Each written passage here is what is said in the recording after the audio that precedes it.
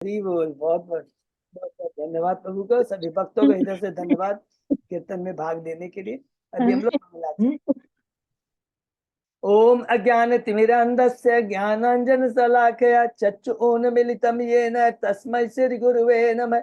श्रीचैतन्यमनोभीष्टं स्थापितं येन भूतले स्वयं रूपकदा मह्यं ददाति स्वपदान्तिकं। वन्देऽहं श्रीगुरु श्रीयुतपथकमलं श्रीगुरु वैष्णवांश्च च श्रीरूपं साग्रजातं सहगण रघुनाथं वितं तं सजीवं स्वाधेतं सावधूतं परिजं सहितं कृष्ण चैतन्य देवं श्री राधा कृष्ण पादान सहगण ललिता श्री विशाखा वितांत च।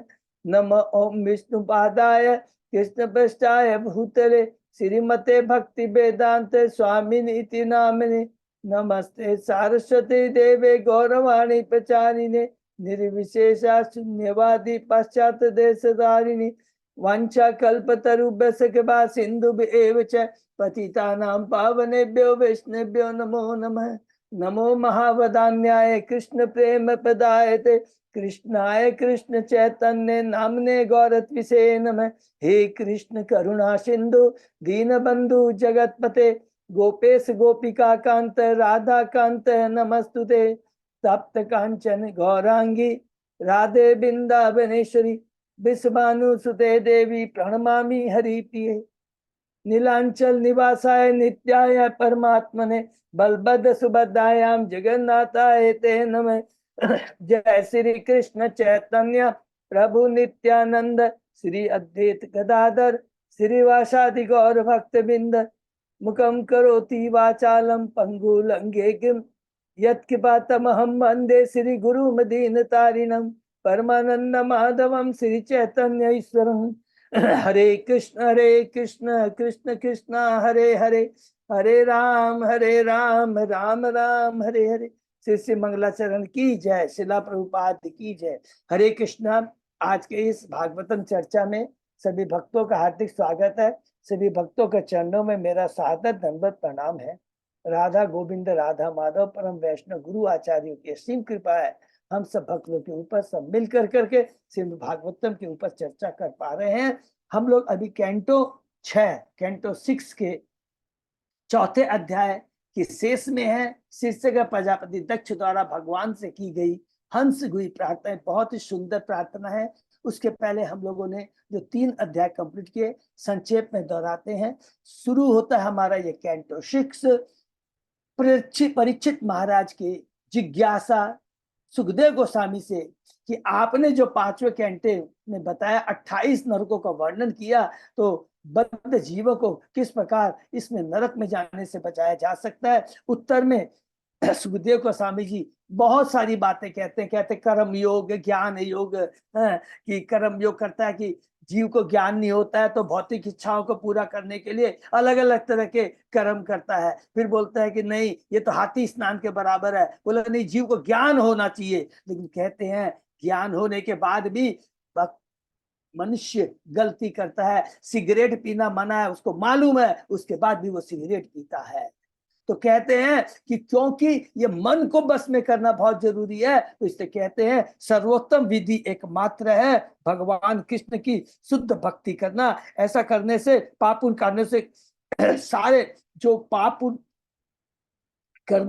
पाप तो नष्ट होते ही, पाप करने की प्रवृत्ति भी नष्ट हो जाती है। ये मोस्ट इंपोर्टेंट है और कृष्ण प्रेम प्राप्त होता है। और इस चीज को साबित करने के लिए, चरितार्थ करने के लिए वो अजामिल की कथा सुनाते हैं कि किस प्रकार एक अजामिल किस प्रकार योग्य ब्राह्मण होने के बाद में वो कैसे पतित हो जाता है। और यमराज जब उसको लेने के लिए आते हैं उस समय अपने पुत्र का नाम का उच्चारण करता है, तुरंत में वहां पर विष्णु दूत आ जाते हैं और तुरंत यमदूतों को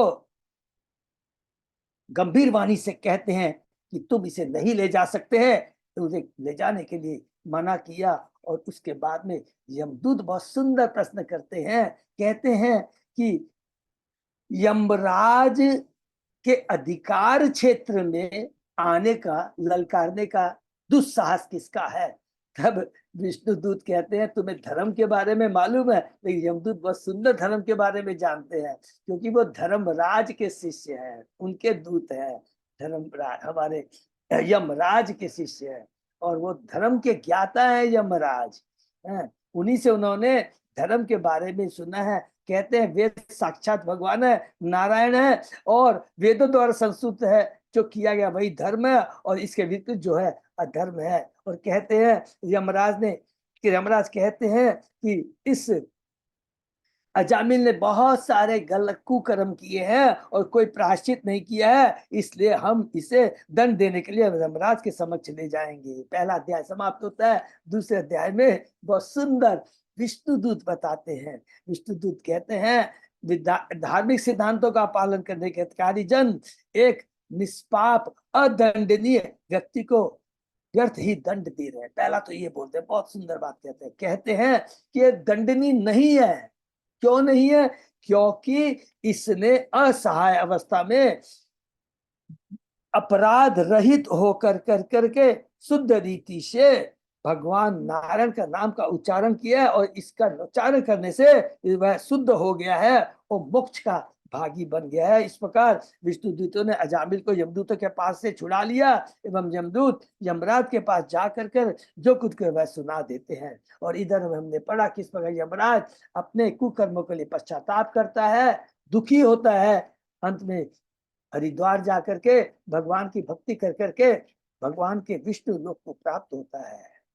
तीसरा अध्याय में जो कि हमने पढ़ा था, दूसरे अध्याय में क्या है कि जैसे ही विष्णुदूत छुड़ा देते हैं, यमदूत नाराज हो जाते हैं, किसके पास जाते हैं? सीधा यमराज के पास जाते हैं। तो तीसरे अध्याय में हमने पढ़ा कि यमराज द्वारा अपने दूतों को आदेश, यमराज दूत कहते हैं इस जगत में कितने नियंत्रक है। हम तो सोचे थे केवल यमराज एकमात्र शासक नियंत्रक है, यहाँ तो देख रहे हो और दूसरे नियंत्रक है।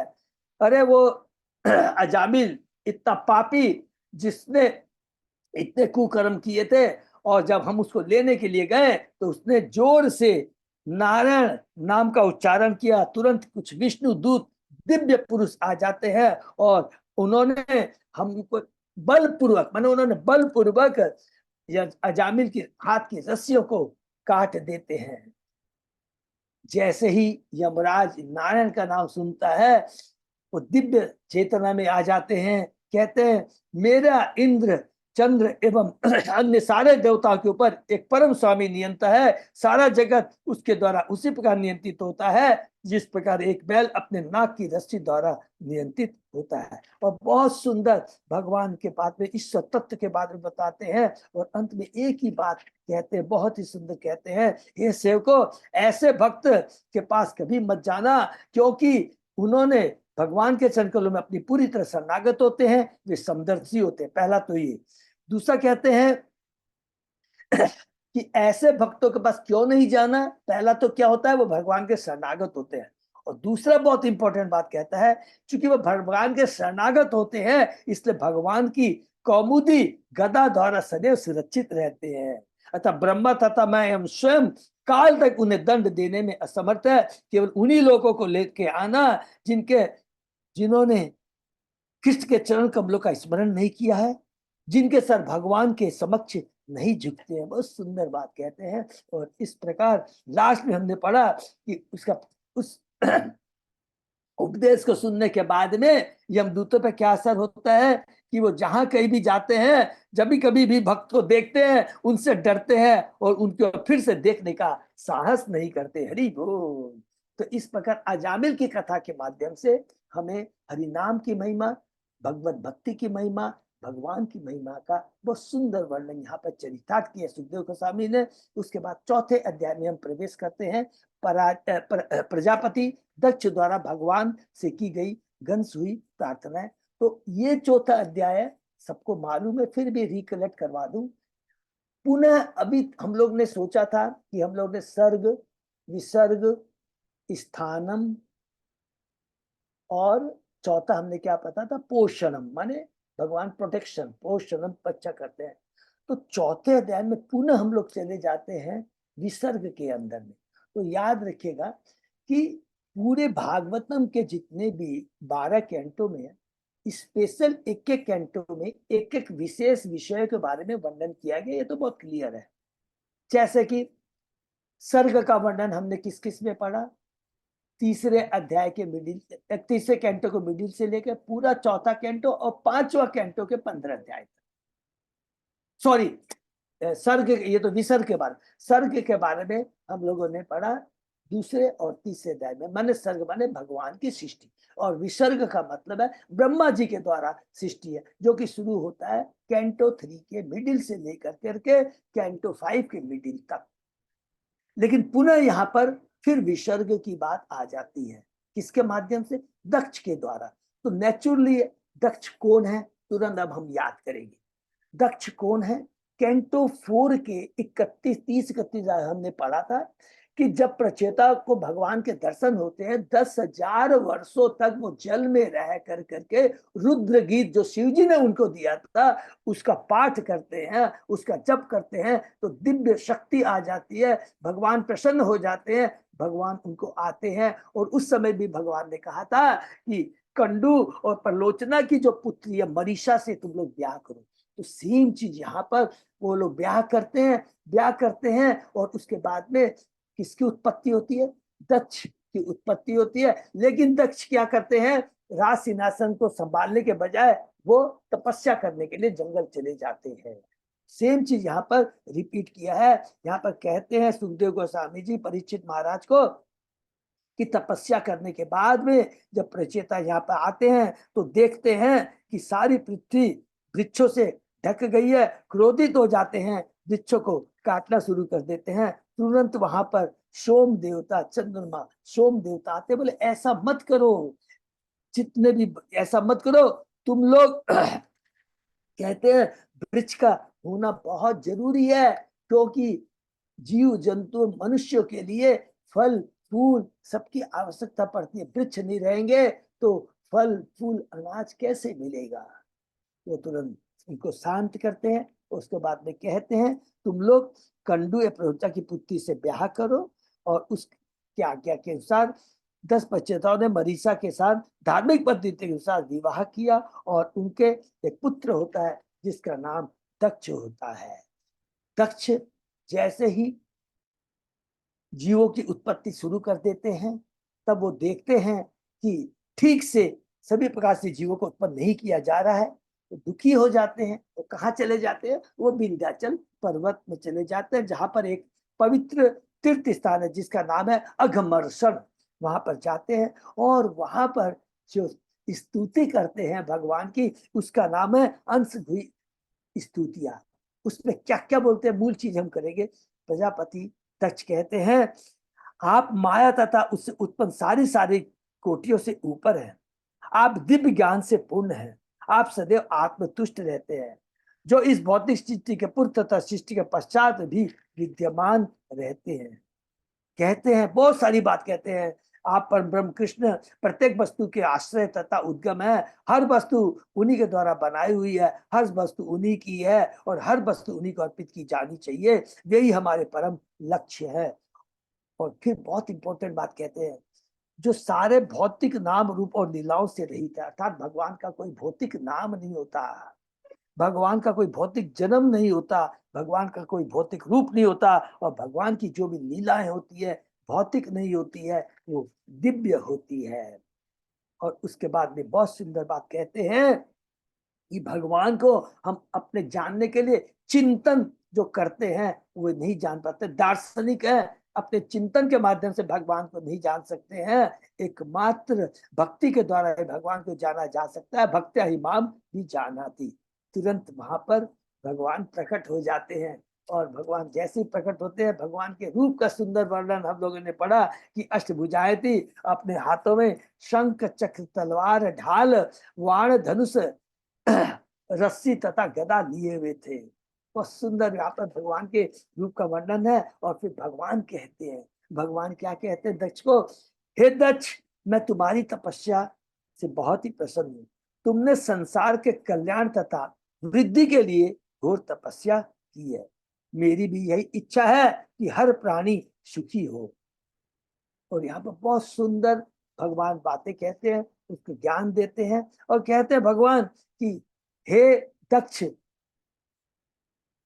मैं ही तपस्या हूं, मैं ही स्तुत्य मंत्र के रूप में वैदिक ज्ञान मेरा शरीर है, आध्यात्मिक कार्य एवं आनंदपूर्ण ही मेरा वास्तविक स्वरूप है। उचित रीति से संपन्न किए गए कर्म कांड एवं यज्ञ मेरे शरीर के भिन्न अंश है और विभिन्न विभागों में मेरे आदेशों को लागू करने वाले देवता मेरे जीवन तथा आत्मा है। जैसे ये बात कहते हैं प्रभुपाद जी तात्पर्य कहते हैं, भगवान इस भौतिक जगत के विभिन्न विभागों के कार्य विभिन्न देवताओं के माध्यम से संपन्न करवाते हैं।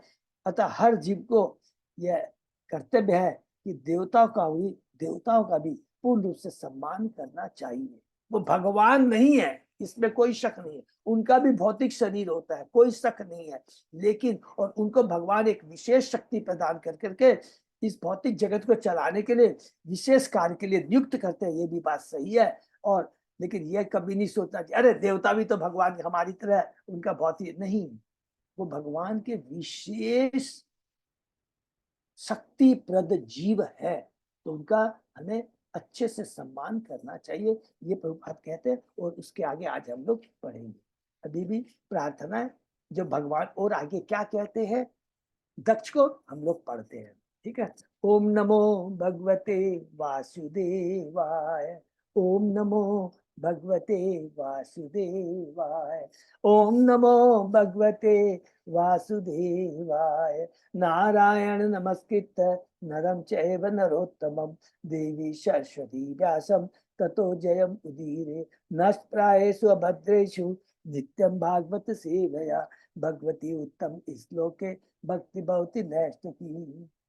कृष्णाय वासुदेवाय देवकी नंदनाय च नंद गोप कुमाराय गोविंदाय नमो नमः। आराधयो भगवान भजेश तनय ततदाम वृंदावनम रमया काचित उपासना व्रजवधू वर्गेण्य कल्पिता।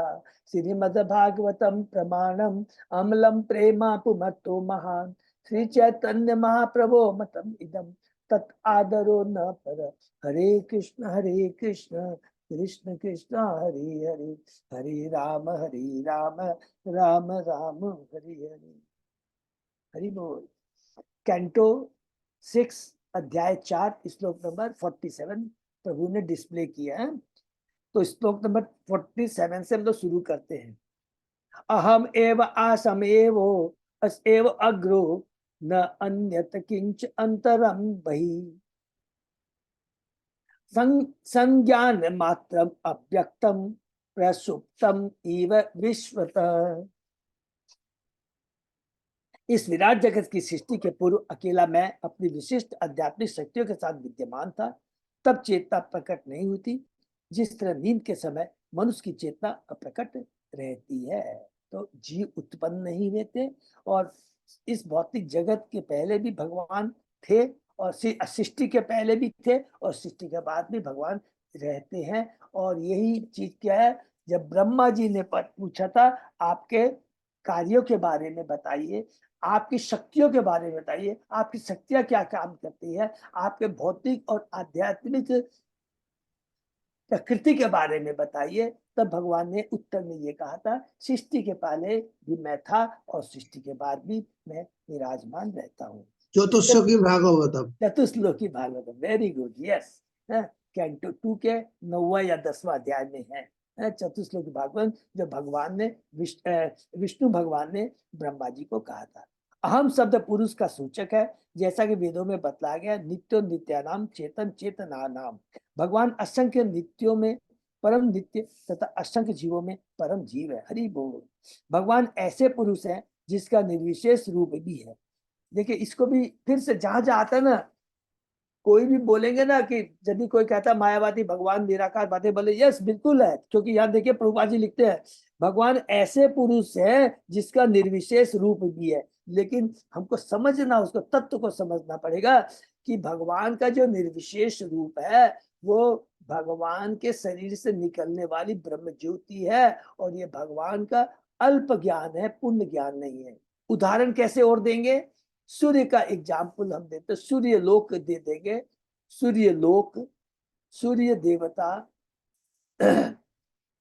सूर्य ग्रह, सूर्य लोक, सूर्य देवता, सूर्य ग्रह और उसके बाद में सूर्य की किरणें। तो सूर्य की किरणें क्या है? वो है ब्रह्म। सूर्य ग्रह क्या हो गया? परमात्मा। और सूर्य लोक में प्रवेश करके सूर्य देवताओं का दर्शन करना वो हो गया भगवान।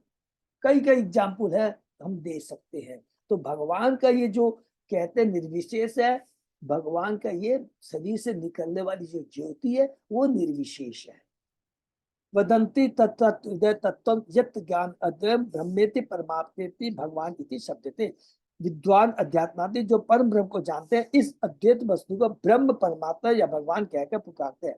परमात्मा तथा निर्विशेष ब्रह्म का विचार सृष्टि के बाद उत्पन्न हुआ। सृष्टि के एकमात्र भगवान विद्यमान तेहरी बोल। जैसा कि भगवत गीता में दृढ़तापूर्वक घोषणा की गई, भगवान को एकमात्र भक्ति योग द्वारा समझा जा सकता है। परम कारण श्री कृष्ण सृष्टि के परम कारण भगवान है, जिन्हें केवल भक्ति योग से समझा जा सकता है। उन्हें चिंतक परख दार्शनिक मीमांसा या ध्यान द्वारा नहीं समझा जा सकता। सेम चीज कौन कहते हैं? खुद दक्ष कहते हैं जब भगवान को ग्लोरिफिकेशन करते हैं।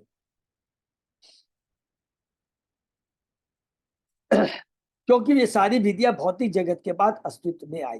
भगवान की निर्विशेष अंतर्यामी धारणा भौतिक रूप से कुछ न कुछ दूषित है। इसलिए असली आध्यात्मिक विधि भक्ति योग है।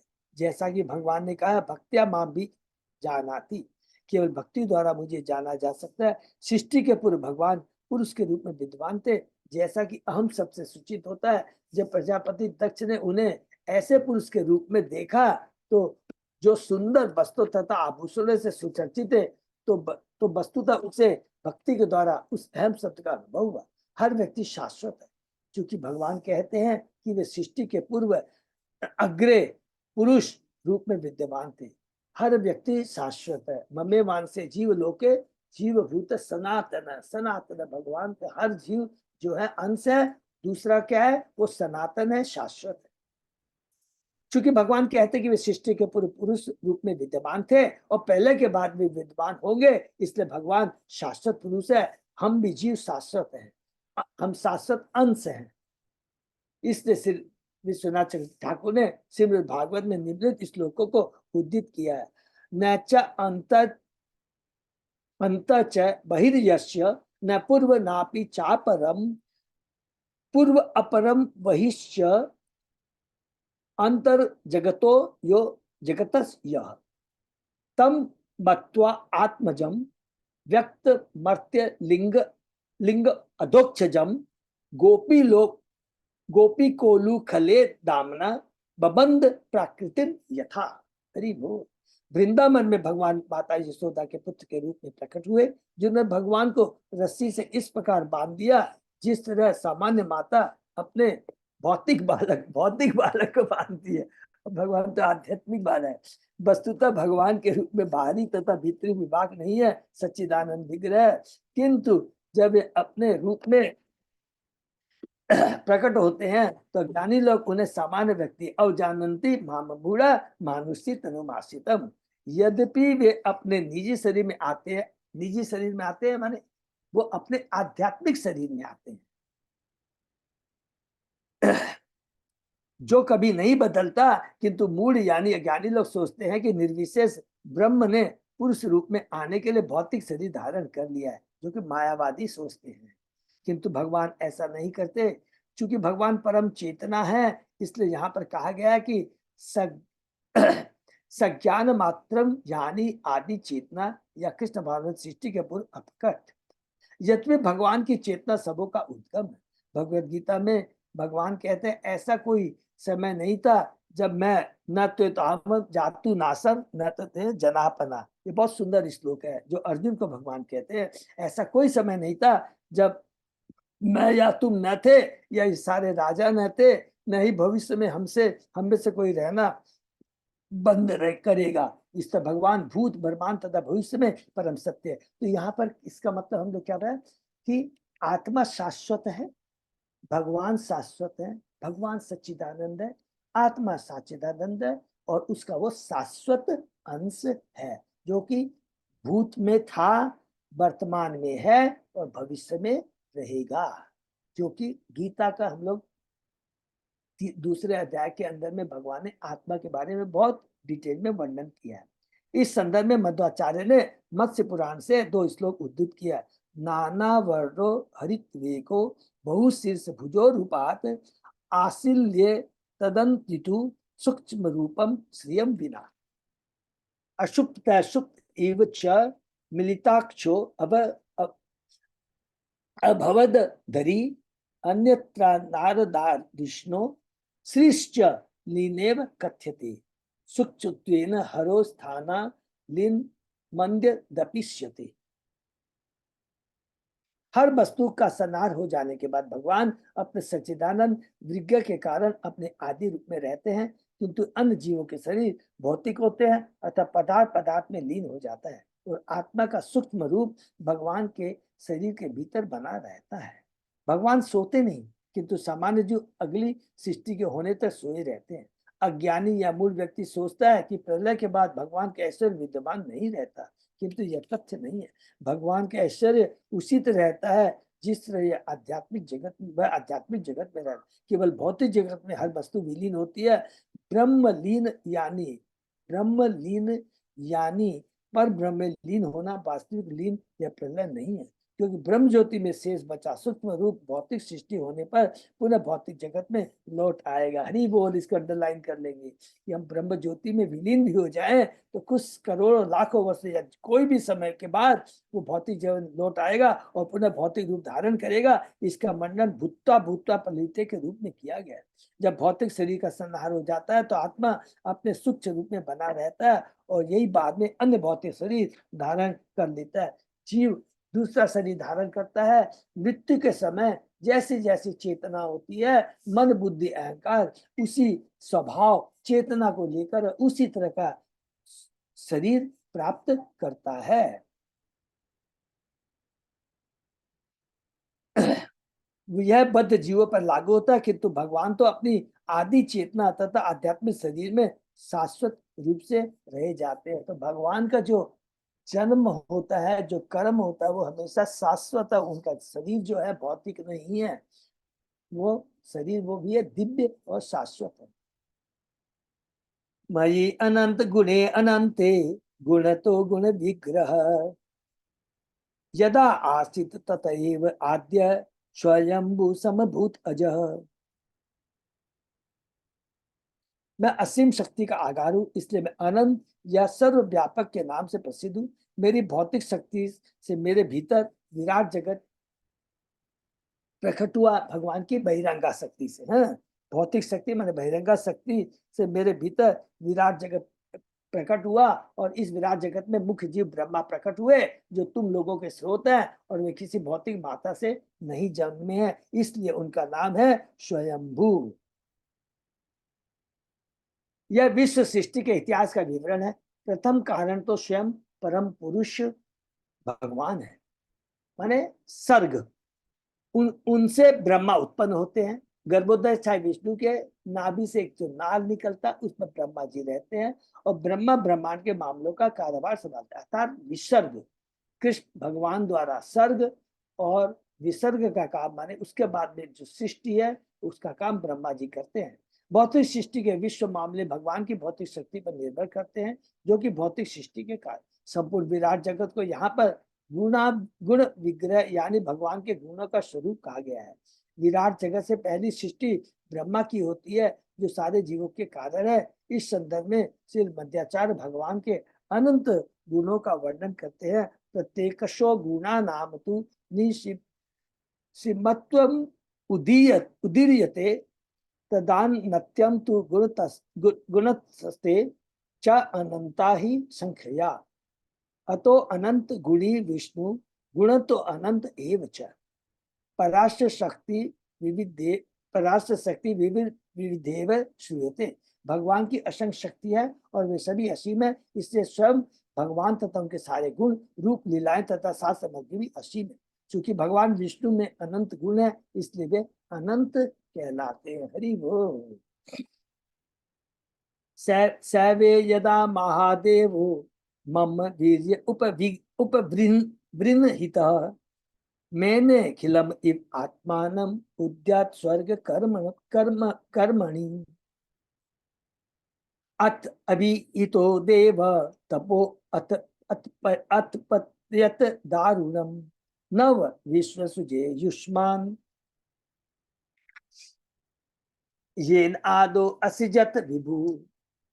जब ब्रह्मांड के मुख्य देवता ब्रह्मा स्वयंभू मेरी शक्ति के द्वारा प्रेरणा पाकर सृजन करने का प्रयास कर रहे थे, तो उन्होंने अपने को असमर्थ पाया। इसलिए मैंने उन्हें सलाह दी और मेरे आदेश अनुसार उन्होंने कठिन तपस्या की। इस तपस्या के कारण सृजन के कार्यों में अपनी सहायता की। उन्होंने तुम समेत, माने तुम दक्ष समेत 9 महापुरुषों को उत्पन्न किया, जो कि हम लोगों ने पढ़ा था ना कैंटो 4 में पढ़ा था। कैंटो 4 में कि ब्रह्मा जी के जो अलग अलग पुत्र होते हैं उनका ब्याह प्रसूति दक्ष की 9 पुत्रियों से होता है ना, शायद वही है। कार्तिक कृष्णदास प्रभु नहीं, पर वो तो देवहूति का साथ होता है ना शादी। है। नहीं नहीं नहीं नहीं, नहीं। देवती का तो कर्दम मुनि के समय। नहीं नहीं, उनका जो लड़की लोग हुआ उसका सो ब्रह्मा का पुत्र का साथ हुआ ना। हाँ हाँ हाँ हाँ, राइट, वही वही वही वही, यस यस यस। हाँ देव राइट, आप ठीक बोल रहे हैं, एकदम सही बोल रहे हैं। उनके 9 पुत्रियां थी, क्योंकि लेकिन जो आकुति प्रसूति की जो दक्ष से ब्याह हुआ था, यस मैं गलत हूँ, एकदम सही कहा आपने। देहूति की जो 9 पुत्रियां था उनका ब्रह्मा के 9 पुत्र से हुआ, करेक्ट, ठीक है आपने। तो वही तो तपस्या के बिना कुछ भी संभव नहीं है, किंतु ब्रह्मा को उनकी तपस्या के कारण इन संपूर्ण ब्रह्मांड का सृजन करने के लिए शक्ति प्रदान की गई थी। हम जितनी ही तपस्या करते हैं भगवत के हिसाब उतने ही अधिक शक्तिमान बनते हैं। और यह तपस्या, इसलिए ऋषभदेव ने अपने पुत्र को सलाह दी, तपो दिव्य पुत्र का ये न शतम सुदेत। भक्ति के देवी पद को प्राप्त करने के लिए मनुष्य को तपस्या में संलग्न होना चाहिए। तपस्या का मतलब है भगवान की भक्ति। ऐसे कार्य से उसका हृदय शुद्ध होता है। हम अपने भौतिक जगत में अशुद्ध हैं, अतः हम कोई आश्चर्यजनक कार्य नहीं कर सकते, किंतु यदि हम अपने जीवन को तपस्या द्वारा शुद्ध कर ले, भक्ति के द्वारा शुद्ध कर ले, तो भगवत कृपा से हम आश्चर्यजनक कार्य कर सकते। हरि बोल। इसलिए तपस्या बहुत महत्वपूर्ण है, जैसा कि इस श्लोक में बल दिया गया है। ऐसा पंच जनशंग दुहिता वे प्रजापति अशिकनी नाम पत्नी प्रजेश प्रतिगृहताम। हे पुत्र दक्ष, प्रजापति पंचजन के अक्षजिनी नामक पुत्री है, जिसे मैं तुम्हें प्रदान करता हूं, जिससे तुम उसे अपनी पत्नी के रूप में स्वीकार कर सको। तो सब स्वयं भगवान कहते हैं कि दूसरे प्रजापति है जिनका नाम है पंचजन, उसकी पुत्री का नाम है अशिखनी, उससे मैं तुम्हें प्रदान करता हूं और तुम उससे पत्नी के रूप में स्वीकार करो। मिथुन व्यवयाय धर्मत्वम प्रजा शर्गम इमं पुनः। मिथुन व्यववाय धर्मिण्याम भूरिशो भाव यिष्यसि। अब पुरुष तथा स्त्री रूप में यौन जीवन में संयुक्त हो और इस संभोग द्वारा तुम इस कन्या के गर्भ से जनसंख्या की वृद्धि करने के लिए सैकड़ों संतानें उत्पन्न कर सकोगे। ये बहुत इंपॉर्टेंट है कि तात्पर्य प्रभुपाद जी समझाते हैं। भगवत गीता में भगवान कहते हैं धर्मा विरोधो भूतेषु कामो अस्मि। मैं काम हूं जो धार्मिक सिद्धांतों के विरुद्ध नहीं है। बहुत इंपॉर्टेंट। भगवान द्वारा प्रदत्त संभोग धर्म है, किंतु इंद्रिय भोग अभिस्पित है। कृष्णमय संतान उत्पन्न करना ये धार्मिक कार्य है, भगवान द्वारा पर माने भगवान द्वारा अनुमोदित है, लेकिन उसके नाम पर इंद्रिय भोग करना ये वर्जित है। संभोग द्वारा इंद्रिय भोग में लिप्त रहने की अनुमति वैदिक सिद्धांत नहीं देते। संतान उत्पन्न करने के लिए कोई भी यौन जीवन की स्वाभाविक प्रवृत्ति का पालन कर सकता है। इसलिए इस श्लोक में भगवान ने दस से कहा यह करना तुम्हें संतानें उत्पन्न करने के लिए केवल यौन जीवन हेतु दी जा रही है, किसी अन्य कार्यों के लिए नहीं। ये शब्द भगवान ने कहा दक्ष को। यह अत्यंत उर्वर है, अतः तुम जितनी भी संतानें उत्पन्न करना चाहो जन्म दे सकोगे। इस संबंध में श्री विश्वनाथ चक्रवर्ती ठाकुर टिप्पणी करते हैं कि दक्ष को असीमित संभोग की सुविधा प्रदान की गई थी। अपने पूर्व जीवन में भी दक्ष के ही नाम से विख्यात था, सबको याद है। सती के पति थे हैं, किंतु यज्ञ संपन्न किंतु यज्ञ संपन्न करते समय उसने शिव सॉरी दक्ष प्रसूति के सॉरी सती तो उनकी पुत्री थी, 16वीं पुत्री, याद है ना, दक्ष के 16 पुत्रियां थी, उसमें से सती सबसे छोटी थी, सती है। और दक्ष के पति कौन थे? प्रसूति। प्रसूति कौन थी? स्वयंभू मनु के 5 संतानें थी ना, देवती, आकुति, प्रसूति, स्वयंभू मनु का पुत्री है। हाँ स्वयंभू मनु की पुत्री है। और पुत्र थे कौन थे? 2 थे। उतानपाद उत्तानपाद और प्रियव्रत। प्रियव्रत प्रियव्रत प्रियव्रत प्रियव्रत, ठीक है ना। ओके, तो अपने पूर्व जन्म में भी दक्ष के नाम से विख्यात था, किंतु यज्ञ संपन्न करते समय उसने शिव जी का अपमान किया था, अतः उसके सिर के स्थान पर बकरे का सिर लगा दिया गया था। तब दक्ष ने अपनी इस पतितावस्था के कारण अपना शरीर त्याग दिया, किंतु उसमें वही असीम यौन इच्छा बनी रही, इसलिए उसने तपस्या की, जिससे उसने भगवान को तुष्ट कर लिया, जिन्होंने उसे संभोग के लिए असीम शक्ति प्रदान की। यह ध्यान देना होगा कि यद्यपि संभोग की ऐसी सुविधा भगवान की कृपा से प्राप्त हो जाता है, किंतु यह सुविधा बड़े बड़े भक्तों को जो भौतिक इच्छाओं से मुक्त रहते हैं, अन्य अभिलाषिता शून्यम नहीं प्रदान की जाती। ये बहुत इंपॉर्टेंट, इसको अंडरलाइन कर सकते, किंतु यह सुविधा बड़े बड़े भक्तों को जो भौतिक इच्छाओं से मुक्त रहते हैं नहीं प्रदान की जाती। इस संबंध में यह ध्यान देना चाहिए कि यदि कृष्ण भावनिक आंदोलन में लगे अमेरिकी लड़के लड़कियां भगवान की प्रेमा भक्ति के परम लाभ को पाने के लिए कृष्ण भावनिक में प्रगति करना चाहते हैं, तो उन्हें यौन जीवन इस सुविधा में लिप्त होने से बचना चाहिए। इसलिए यदि यौन जीवन के लिए अवसर आए भी तो मनुष्य को चाहिए कि एकमात्र कृष्णमय संतान के लिए संभोग करने की सीमा को स्वेच्छा से स्वीकार करे। संतान की जगह ब्रैकेट में लिख लें कृष्णमय संतान, अन्य किसी कार्य के लिए नहीं। कर्दम मुनि को भी यौन जीवन की सुविधा प्रदान की गई थी, हरि बोल, किंतु उन्हें इसके रंच मात्र की इच्छा नहीं थी, अतः देहूत के गर्भ से संतानें उत्पन्न करने के बाद कर्दम मुनि पूर्ण तथा विरक्त हो गए। तात्पर्य यह है कि यदि कोई भगवत, ये बहुत इंपॉर्टेंट है, कर्दम मुनि देवूति का एग्जाम्पल, और उन्होंने शादी के पहले कंडीशन भी रखी थी, सबको याद है ना, देवूति के साथ यौन को आवश्यकता ही स्वीकार करना चाहिए, असीमित रूप से नहीं। किसी को यह नहीं सोचना चाहिए कि दक्ष ने असीमित यौन की सुविधा पाकर भगवान की कृपा प्राप्त की। अगले श्लोक से पता चलेगा कि दक्ष ने पुनः अपराध किया, इस बार वह नारद के चरण कमलों पर था। इसलिए यद्यपि यौन जीवन भौतिक जगत का सर्वोच्च भोग है, और यद्यपि भगवत कृपा से मनुष्य को यौन सुख का अवसर प्राप्त हो सकता है, किंतु इससे अपराध करने का खतरा बना रहता है। दक्ष ऐसे अपराधों के लिए उन्मुख था, इसलिए सच सच कहा जाए तो उस पर भगवान की कृपा नहीं थी। हरि बोल, इसको अंडर कर लेंगे तो बहुत अच्छा है। देखिए, उसने भगवान से प्रार्थना की और सच्चे दिल से प्रार्थना की, लेकिन प्रार्थना करने का उद्देश्य क्या था, इसको ध्यान में रखना। भौतिक इच्छा थी उसकी कि मुझे मैं, और वो भी भगवान भी चाहते थे, भगवान भी उसी को इसलिए सेलेक्ट किए। ये देखिए, ये बहुत सूक्ष्म बातें हैं, इसको बाद में डिटेल में डिस्कस करेंगे। सृष्टि को होना है, 84 लाख योनियों को आना है, किसी का माध्यम से आना है, ब्रह्मा जी है, प्रजापति है, ये सारे सब उनके माध्यम से आना है। ये तो एक पार्ट हो गया, भौतिक जगत में लाना, प्रॉपर माध्यम से लाना, और पूरी सभ्य मनुष्य के हिसाब से शादी ब्याह कर करके भौतिक जगत में संतानों को लाना एक पार्ट हो गया।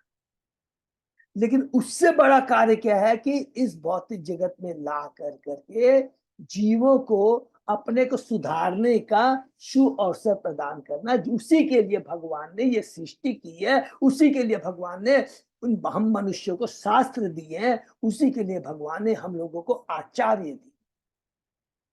तो इसीलिए यहाँ पर लिखा है कि उसने एक और गलत काम किया। वो क्या काम किया? उसने नारद जी के चरणों में अपराध किया। ये बहुत इंपॉर्टेंट चीज है। तो जब तक हमारी कृष्णमय चेतना नहीं होगी, शास्त्रों का ज्ञान नहीं होगा, भक्तों का संग नहीं होगा, 100% हम गलतियां कर बैठेंगे। इसलिए यहाँ पर प्रभुपाद जी लिखते हैं, इसलिए सच सच कहा जाए तो उस पर भगवान की कृपा नहीं थी। मनुष्य को यौन जीवन के लिए असीम शक्ति पाने के लिए भगवान से कृपा की मांग नहीं करनी चाहिए।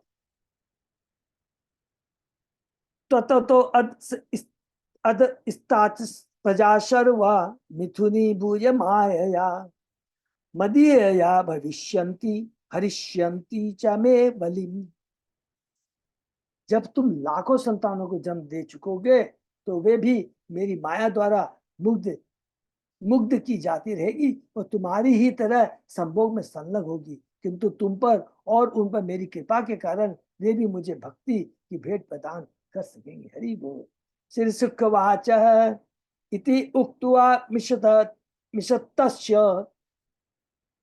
भगवान विश्व भावन स्वप्नो उपलब्धार्थ इव तत्व एव अंतर्दधे हरि। सुखदेव गोस्वामी ने कहा, जब संपूर्ण ब्रह्मांड के सृष्टा भगवान हरि प्रजापति के सामने इस तरह बोल चुके तो वे तुरंत अंतर्धान हो गए, मानो वे स्वप्न में अनुभव की गई कोई वस्तु रहे हो। इस पर से भागवत के षष्ठ स्कंद के अंतर्गत प्रजापति दक्ष द्वारा भगवान से की गई हंस गुई प्रार्थना शीर्षक चतुर्थ अध्याय का भक्ति वेदांत तात्पर्य पूर्ण हुआ। तो यहाँ पर दक्ष की प्रार्थना समाप्त होती है, भगवान को प्रसन्न करते हैं, भगवान आते हैं और भगवान दक्ष को कहते हैं तुम्हारी जो प्रार्थना है उससे मैं बहुत प्रसन्न हूं और तुमको मैं कौन सा काम दे रहा हूं कि तुमको क्या है कि तुम्हें कृष्णमय संतान उत्पन्न करनी है। और उसके बाद में आगे हरे कृष्णा प्रभु, हम लोग थोड़ा बहुत पढ़ सकते हैं प्रभु, जय पुदार प्रभु। हाँ प्रभु जी पढ़ सकते हैं, मतलब जैसा चाहे जितना करते हैं तो जितना हो सकता है। अध्याय 5 प्रजापति दक्ष द्वारा नारद मुनि को शाप। ये बहुत इंपॉर्टेंट है, बहुत शिक्षाप्रद है, इसको बहुत अच्छे से हमें पढ़ना है। तुरंत जब यह अध्याय हम पर इसके बारे में पढ़ते हैं, नारद जी के बारे में, तुरंत हमारे मन में प्रश्न उठेगा। दक्ष को भी भगवान ने दर्शन दिए, दक्ष के कार्य और नारद जी के कार्य, नारद जी के कार्य कैसे हैं, दक्ष के कार्य कैसे हैं। प्रजापति दक्ष द्वारा नारद मुनि को जो शाप त्याग दिया गया वो उचित है या अनुचित है, और ये अनुचित है तो क्यों है, ये पूरा चीज हम लोग इसमें चर्चा करेंगे, सॉरी नॉट तर्क, चर्चा करेंगे। इस अध्याय में बताया गया कि किस तरह नारद की सलाह मानने से दक्ष के सारे पुत्रों का माया के पास से उद्धार हो सका, जिसके लिए नारद को दक्ष द्वारा शापित होना पड़ा।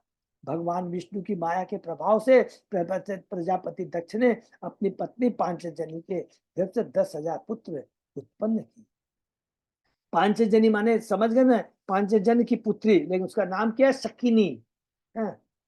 यह पुत्र एक जैसे चरित्र तथा मनोवृत्ति के होने के कारण हर्षव कहलाते थे। अपने पिता द्वारा अधिकाधिक संतानें उत्पन्न करने का आदेश दिए जाने पर हर्षगण पश्चिम दिशा में उस स्थान पर गए जहाँ सिंधु नदी अरब सागर से मिलती है। उन दिनों वहां पर एक पवित्र झील थी जो नारायण सरस नाम से प्रसिद्ध थी, जहाँ अनेक संत पुरुष थे। हर्षगण तपस्या तथा ध्यान करने लगे, जो अत्यंत सम्मानित संन्यास आश्रम के कार्य हैं, संन्यास आश्रम के कार्य। किंतु जब श्री नारद मुनि ने इन बालकों को मात्र भौतिक सृष्टि के लिए ऐसे प्रशंसित तपस्या में रत देखा तो उन्होंने उन सबों को इस प्रवृत्ति से छुड़ाने के विषय में विचार किया। हरि बोल। नारद मुनि ने इन बालकों को उनके जीवन के परम लक्ष्य को बताया और उन्हें सलाह दी कि वे संतानें उत्पन्न करने के लिए सामान्य कर्मी न बने। हरि बोल। इस तरह दक्ष के सारे पुत्र प्रबुद्ध हो गए और वापस न लौटने के विचार से उस स्थान का त्याग कर दिया। पुत्रों की हानि पर प्रजापति अत्यंत दुखी थे और उन्होंने अपनी पतली पंचजनी के घर से और 1,000 पुत्र और उत्पन्न किए और उन्हें संतानें बढ़ाने के आदेश दिया। इन पुत्रों का नाम स्वलाश्व, पहले का नाम क्या था, हर्यश्व, और इनका नाम अब क्या है, स्वलाश्व रखा गया, जो संतानें उत्पन्न करने के लिए भगवान विष्णु की पूजा करने में लग गए। किंतु नारद ने उन्हें संतानें न उत्पन्न करने तथा भिखारी बनने के लिए आश्वस्त किया।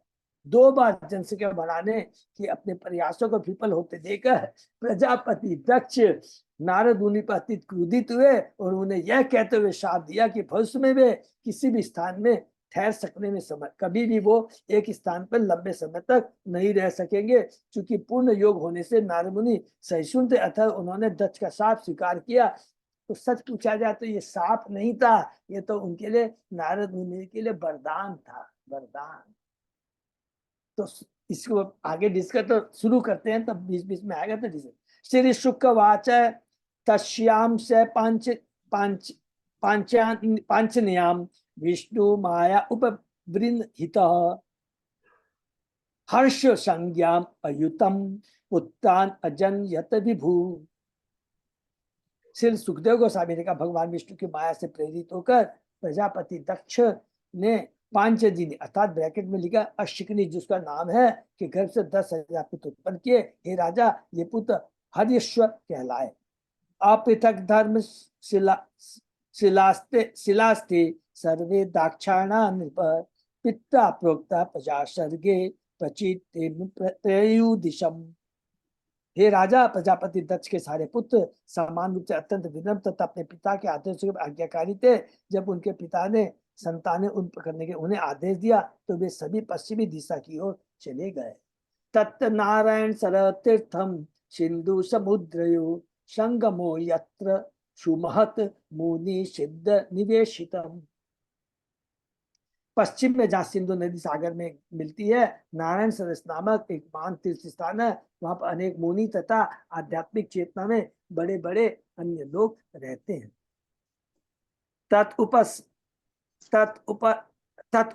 परस्नात् एव विनिर्धुत मल आशया धर्मे पारमहंस्ये च प्रोत्पन्न मतयो अपि उत ते पीरे तप एवोग्रम पितृ आदेशन यंत्रिता प्रजा विविधये यतान देवर्षितान ददर्शः। उस तीर्थ स्थान में हर्षगण नियमित रूप से नदी का जल स्पर्श करने और उसमें स्नान करने लगे। धीरे धीरे अत्यधिक शुद्ध हो जाने पर वे परमहंसों के कार्यों के प्रति उन्मुख हो गए। हरि बोल। फिर भी चूंकि उनके पिता ने उन्हें जनसंख्या बढ़ाने का आदेश दिया था, अतः उनकी इच्छा पूर्ति के लिए उन्होंने कठिन तपस्या की। एक दिन महर्षि नारद ने इन बालकों को जनसंख्या बढ़ाने के लिए ऐसी उत्तर तपस्या करते देखा तो वे उनके निकट गए। वाच चात तत् हर्षवा कथम सक्षयत वै प्रजा अदृष्ट्वा अंतम भुवो यूयं बालिशावत पालका। ततो एक पुरुषम राष्ट्रम बिलम च अदृष्ट निर्गमम बहुरूपाम स्त्रियं चापि पुमांसम पुंसचली पतिम नदीमुपयते वाहम हंसम चित्र कथम क्षौर पव्यम स्वयं भ्रमी। महामुनि नारद का, हे हर्षवो, तुमने पृथ्वी के छोरों को नहीं देखा है। एक ऐसा राज्य है जिसमें केवल एक व्यक्ति रहता है और उसमें जहां पर एक छेद है उसमें से भीतर घुसने वाला कभी निकल कर बाहर नहीं आता। वहां पर एक स्त्री है जो अत्यंत कुमार्गिनी असाध्वी है और वह नाना प्रकार के वस्त्रों से अपने को सुसज्जित करती है और वहां जो पुरुष रहता है वह उसका पति है। उस राज्य में एक नदी है जो दोनों दिशाओं में बहती है। एक 25 पदार्थों से बना हुआ अद्भुत घर है। एक हंस है जो नाना प्रकार की ध्वनियां करता है और एक स्वतः घूमने वाली वस्तु है जो तेज छुरों तथा ब्रजों से बनी है। तुम लोगों ने इन सबों को नहीं देखा, इसलिए तुम लोग उच्च ज्ञान से रहित अनुभवहीन बालक हो। तो फिर तुम किस तरह संतान उत्पन्न करोगे? हरि बोल। देखिए, जैसे प्राचीन वरी को ये पुरंजन की जो कथा सुनाता है ना, एलिगोल, उसी तरह की स्टोरी अब नारद जी यहाँ पर इनको सुना रहे हैं। नारद मुनि ने देखा कि हर्ष नामक बालक पहले से शुद्ध हो चुके थे, क्योंकि वे तीर्थ स्थान में, देखिए इसको अंडरलाइन कर लीजिए, वो पहले से शुद्ध हो गए थे, सतोगुण निभाते, क्योंकि वे तीर्थ स्थान में रह रहे थे और वे एक तरह से मुक्ति पाने ही वाले थे। देखिए, जैसे जैसा स्थान में हम रहते हैं, जिससे वातावरण में रहते हैं, वैसी हमारी चेतना हो जाएगी। तो फिर उन्हें उस गृहस्थ जीवन बनने के लिए क्यों प्रोत्साहित किया जाए। तो इतना अंधकार में है कि एक बार प्रवेश करने पर इसे छोड़ा नहीं जा सकता। इस रूपक के माध्यम से नारद ने उन्हें इस पर विचार करने के लिए कहा कि गृहस्थ जीवन में बंधने के लिए उन्हें अपने पिता के आदेश का पालन क्यों करना चाहिए। परोक्ष में मां नारद ने उनसे अपने हृदय के भीतर परमात्मा या भगवान विष्णु की स्थिति ढूंढने के लिए कहा, क्योंकि तभी वे सही अर्थ में अनुभवी होंगे, तभी मनुष्य जीवन सफल होगा। दूसरे शब्दों में, जो व्यक्ति इस भौतिक परिवेश में बुरी तरह लिप्त है और अपने हृदय के भीतर नहीं झांकता, वह अधिकाधिक माया में बद्ध होता है। नारद मुनि का उद्देश्य प्रजापति दक्ष के पुत्रों का ध्यान सामान्य किंतु प्रजनन के जटिल मामलों में न उलझाकर आध्यात्मिक साक्षात्कार की ओर मोड़ना था। ऐसी सलाह प्रहलाद महाराज ने अपने पिता को दी थी। भागवतम हरिबोध। तत्साधु मन्ये असुरवद देहि नाम सदा समुद्विग्न अशत गृहात् हित्वा आत्मपातम गृहम अंधकूपम वनम गतो यत हरिम आश्रयेता।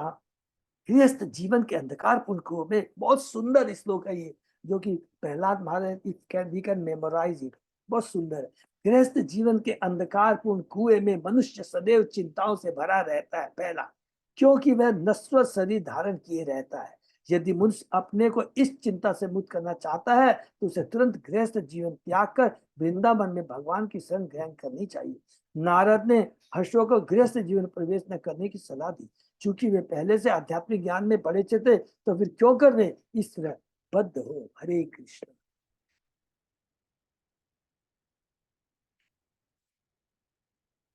तो यही विराम दे क्या?